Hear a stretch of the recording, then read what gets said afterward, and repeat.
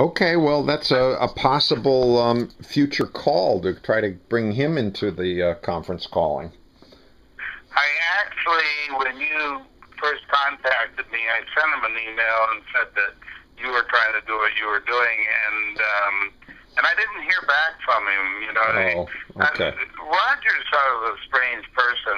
If you go into Wikipedia and you go to Roger Field, and it's not Fields, it's Field. There's a whole breakdown. He talks about Eglon himself and his inventions. You know, he responsible for some hold up guitars that he made and that kind of thing. And he does talk about Eglon in there. And then, you know, you may be able to find a contact. I have his number, but I have to look it up. Oh, sure. Right. And get his permission and all that. I can probably email that to you or send it to you via Facebook, what his phone number is, and see if you can get in touch with him. That's terrific.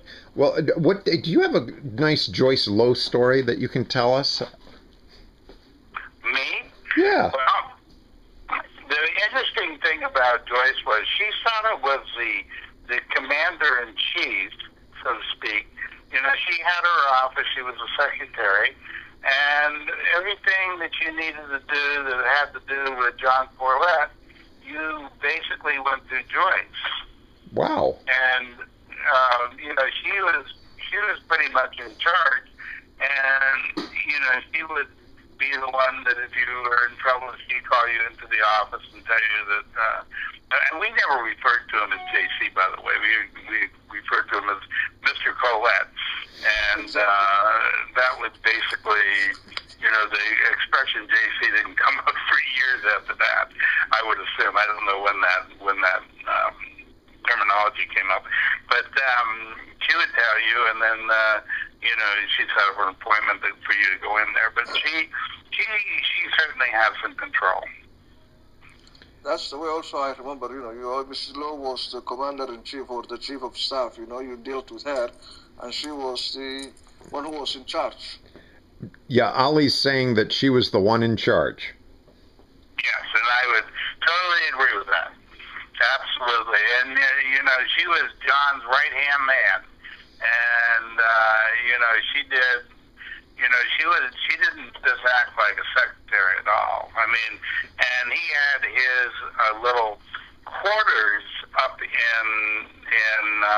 I believe it was on the second floor of the main building. And she would go in and out of there all the time, but no students were ever allowed to go in there. So are you telling me you guys called it the main building? You didn't call it Claremont? No, we called it the main building. I mean, I think the name was Claremont, but when I first got there, that was Eglon College. That was all there was. And we had roughly about 60 students. So you don't need to call it anything until there's a second building. So that makes sense. That's exactly right. So I'm sure that they did call it Claremont, but you know, it's a vague memory because it was so long ago. And they only bought the second building.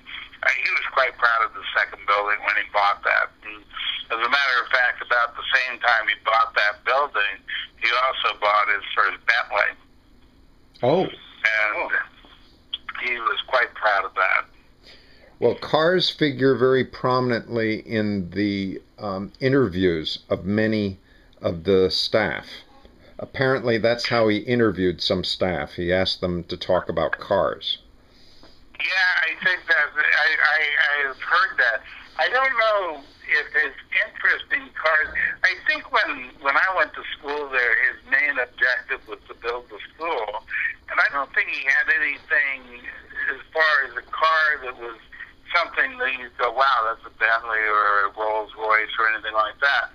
He acquired the Bentley, and he parked that over at the new building, and I remember one day he pulled it up in the driveway and everybody stood around and he showed everybody how it worked and everything else. He was quite close to his students, let me put it that way.